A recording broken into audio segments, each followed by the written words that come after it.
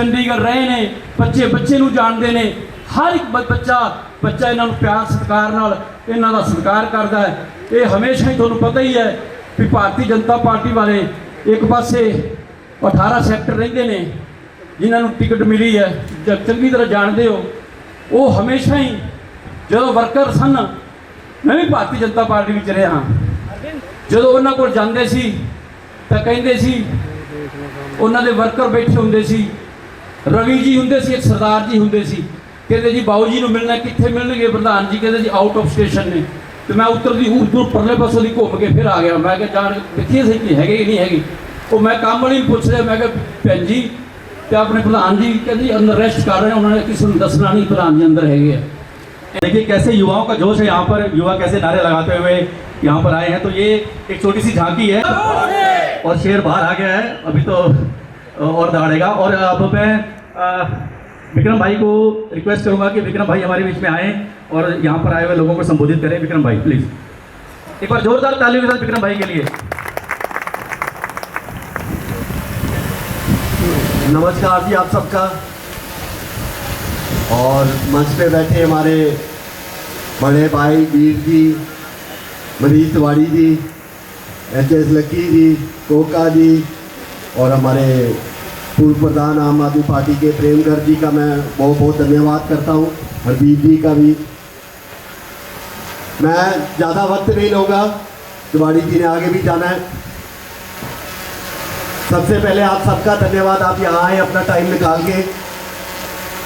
मैं इतना ही बोलूँगा, पिछले 10 साल से जो चंडीगढ़ में होता है वो आप सबके सामने है। किरण खेर लगातार 2 बार जीती यहाँ से भाजपा से। काम क्या है वो आप सबके सामने है। वो मिलना तो दूर की बात, वो चंडीगढ़ में ही नहीं मिलते थे, मुंबई में ही बैठे थे। अब बदलाव का टाइम आ गया है। तिवारी जी हैं हमारे पास, एक वो कैंडिडेट जो लोकली हमारे बीच चंडीगढ़ में पैदा हुए हैं।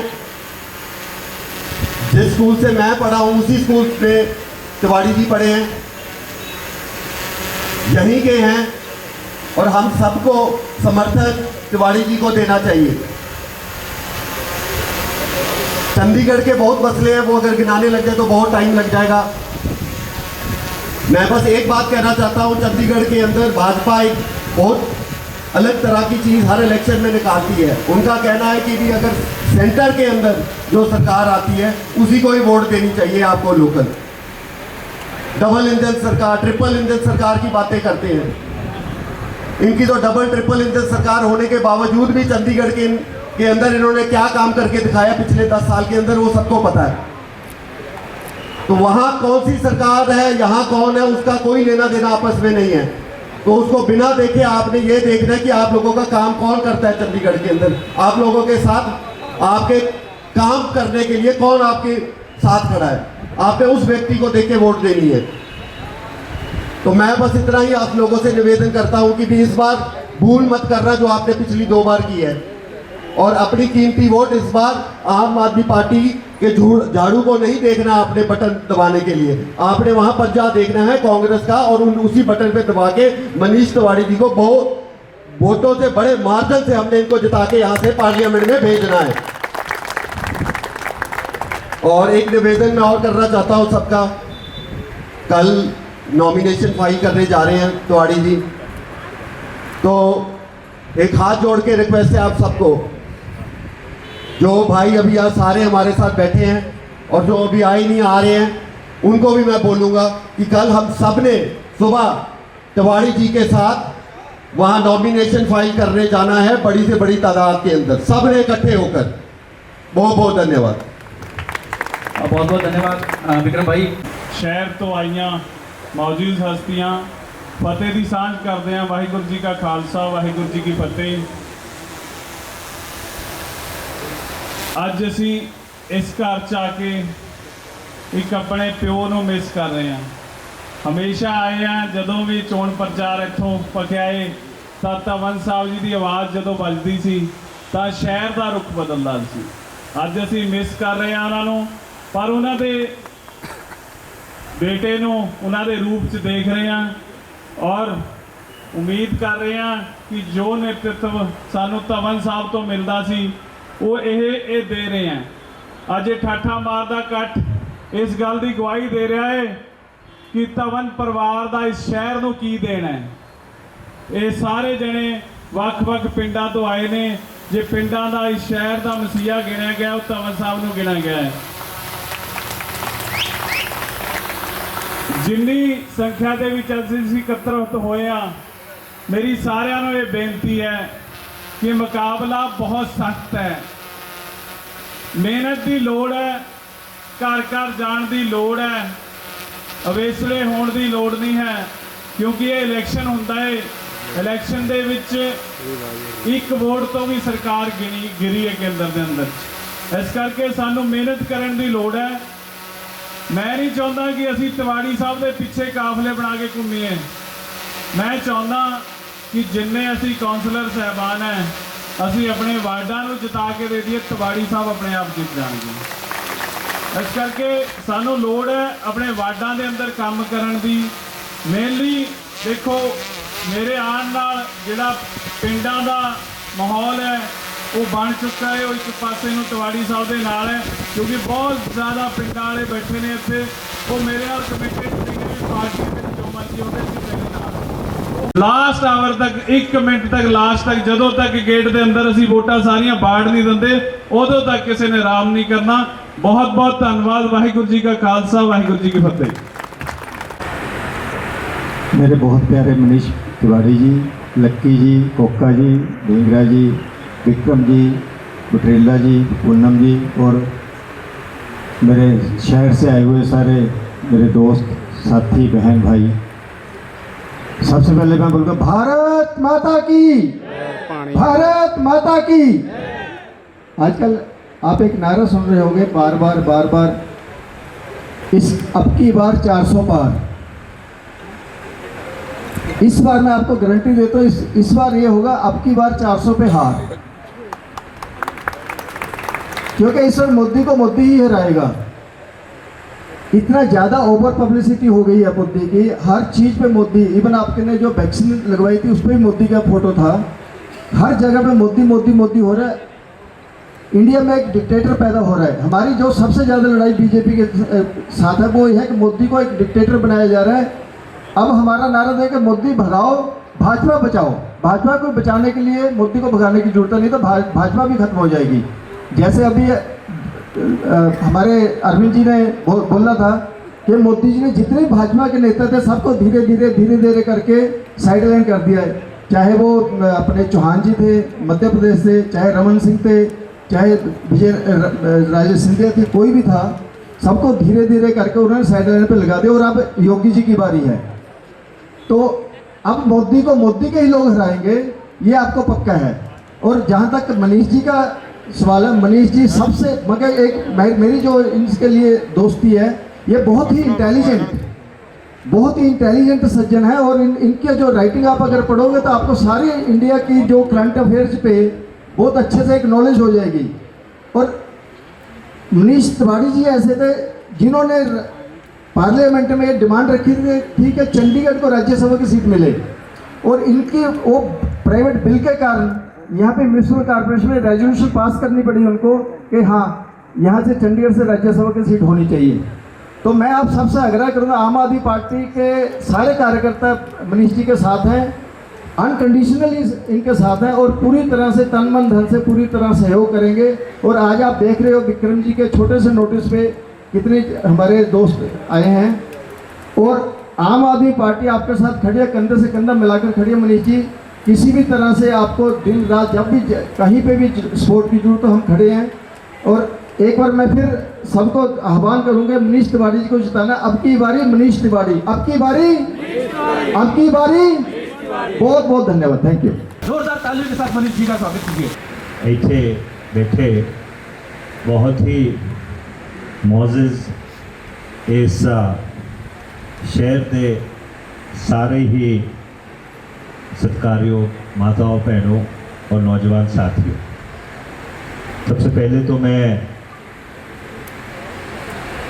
मिसेस धवन का, विक्रम जी का, उनके सारे परिवार का बहुत ज़्यादा शुक्रिया अदा करना चाहता हूँ कि आपने यहाँ पे बुलाकर जो मुझे सम्मान दिया है और इतनी बड़ी संख्या में आज पूरे शहर से यहाँ पे लोग एकत्रित हैं। मरहूम श्री हरमोहन धवन जी से और इनके परिवार से हमारे परिवार का बहुत पुराना संबंध रहा है और धवन साहब से तो व्यक्तिगत तौर पर चाहे वो कहीं पे भी रहे हो, एक बहुत ही व्यक्तिगत और मधुर संबंध मेरा भी रहा है।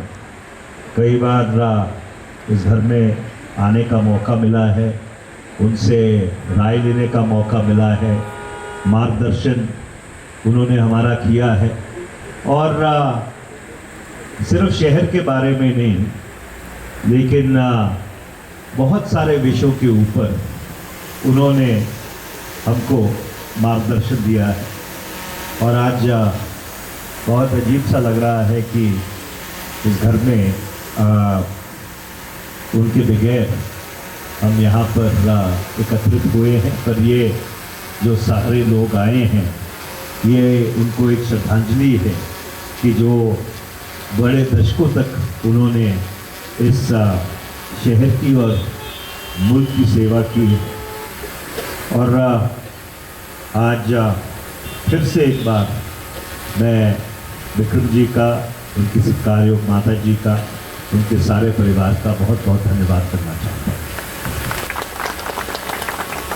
मैं ये चौथी लोकसभा का चुनाव लड़ रहा। मैंने पहले 3 चुनाव अकाली दल भाजपा गठबंधन के खिलाफ लड़े थे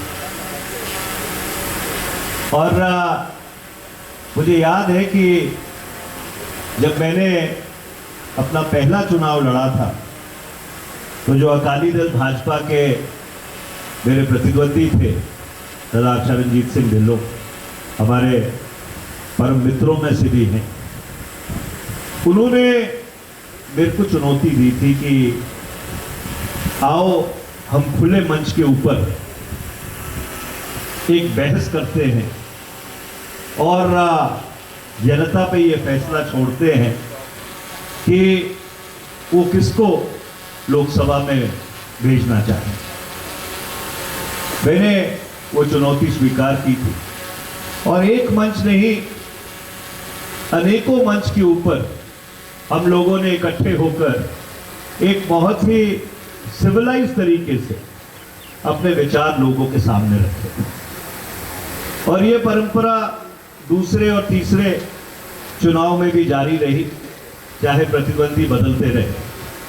पर मुझे इस बात की हैरत है और शायद ये भारतीय जनता पार्टी का चरित्र है कि आज मुझे 14 दिन हो गए ये कहते भारतीय जनता पार्टी के मेरे बहुत ही सम्मानित प्रतिद्वंदी को कि आप ये एक पढ़ा लिखा शहर है, इस शहर में सोचने वाले बुद्धिजीवी लोग रहते हैं, बहुत जागरूक लोग हैं, तो समय का तकाजा ये है कि हम किसी भी न्यूट्रल नॉन पार्टीजन मंच पर इकट्ठे हों और अपने विचार लोगों के समक्ष रखें और लोग ये फैसला करें कि किसकी प्रतिभा उनको पसंद है, किसको वो लोकसभा में अपना नुमाइंदा बनाकर भेजना चाहते हैं। पर दुर्भाग्यपूर्ण बात है कि हमारे भाजपा के प्रतिद्वंदी आगे आगे हैं और मैं पीछे पीछे हूं, वो बहस के लिए मानते ही नहीं हैं और मुझे ये सोच के हैरत होती है कि जो व्यक्ति मेरे से बहस करने से इतना कतराता है वो उस सदन में जाके क्या करेगा जिसमें 543 बहुत ही मंझे हुए लोग बैठते हैं और जिनके तर्कों वितर्कों से इस देश के कानून और बहुत संवेदनशील राष्ट्रीय और अंतर्राष्ट्रीय मसलों पर बहस होती है। मैं आपको ये बात इसलिए कह रहा हूं क्योंकि समय आ गया है ये तय करने का कि पार्टी के साथ साथ कैंडिडेट को भी देखना जरूरी है कि चुनाव कौन लड़ रहा है, उसका क्या अनुभव है, क्या उसकी क्षमता है, क्या वो आपको सही प्रतिनिधित्व दे सकता है कि नहीं। क्योंकि हमारे लोकतंत्र में, और ये मेरा अनुभव रहा है, कि ये पार्टियों की लड़ाई में जो वहां के नुमाइंदे हैं वो कहीं पे धूमिल हो जाते हैं। और क्योंकि चंडीगढ़ शायद भारत में सबसे ज्यादा साक्षर शहर है, आज मैं आपसे निवेदन करना चाहता हूं, क्योंकि मेरी बात तो वो सुन नहीं रहे हैं। यहाँ पे जो सिविल सोसाइटी के लोग आए हैं, बाकी जो संगठनों से संबंधित लोग आए हैं, आप भारतीय जनता पार्टी के जो नुमाइंदे हैं, आप उनको एक खत लिखिए, उनको आमंत्रित कीजिए कि वो आपके मंच पे आए, और अगर वो आने के लिए तैयार हो जाए तो मैं एक नहीं 100 बहस करने के लिए तैयार। इस चुनाव के जो मुद्दे हैं वो सबके सामने हैं।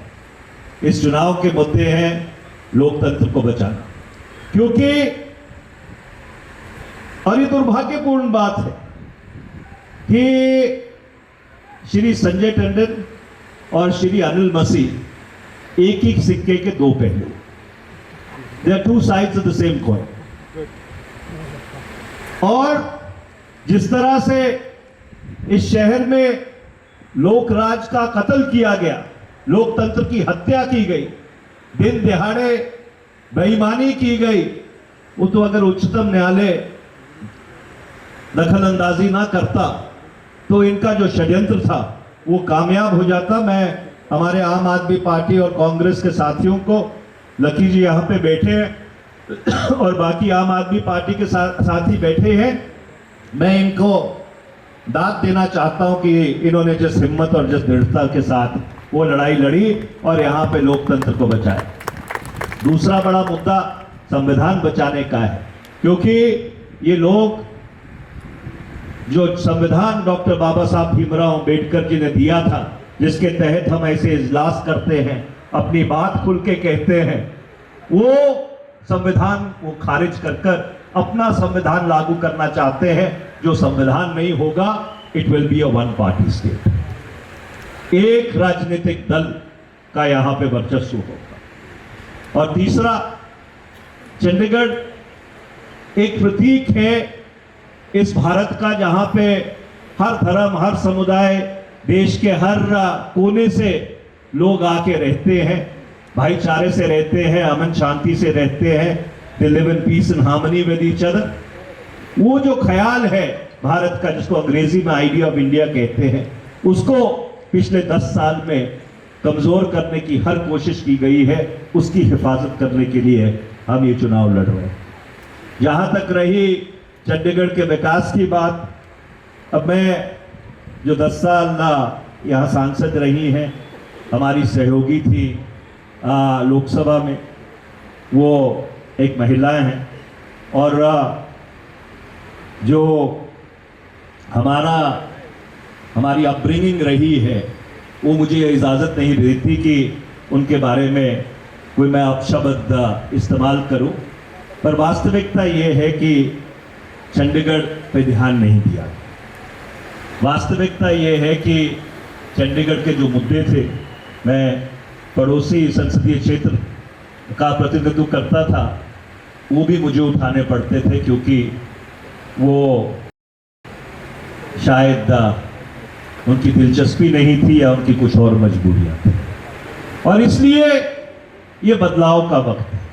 10 साल से इस शहर का जो विकास है वो पूरी तरह से लंबित है, और मुझे भी इस बात का इल्म नहीं था, अंदाजा नहीं था कि ऐसा कोई वर्ग नहीं है चंडीगढ़ में जो परेशान नहीं है, जो समस्याओं से जूझ नहीं रहा। हरदीप जी गांव की बात बहुत अच्छी तरह से जानते हैं, बहुत से साथी यहाँ पे आए हैं जो कॉलोनीज को बहुत अच्छी तरह से समझते हैं।